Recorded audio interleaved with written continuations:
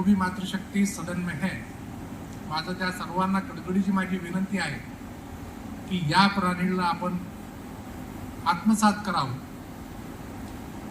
कारण की देवाने ती शक्ती आपल्याकडे दिली आहे की जे आपण द्याल, म्हणजे आपण जे सांगतो ना की जे आपण खातो तेच आचरण आपलं होतं. त्यामुळे या आजारात ज्या ज्या यांनी सांगितलेले आहे, तुम्ही जर बघितलं असाल तर 3च मूळ मंत्र आहेत त्यांचे: शरीराची शुद्धी,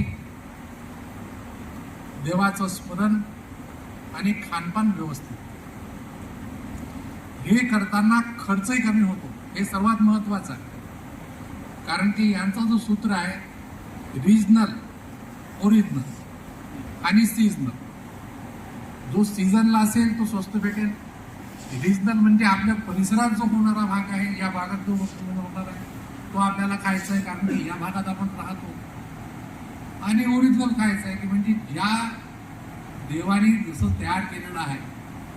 दुसरा यांचं सूत्र आहे दिवसात प्रकृतीचा, रात्री पत्नीचा.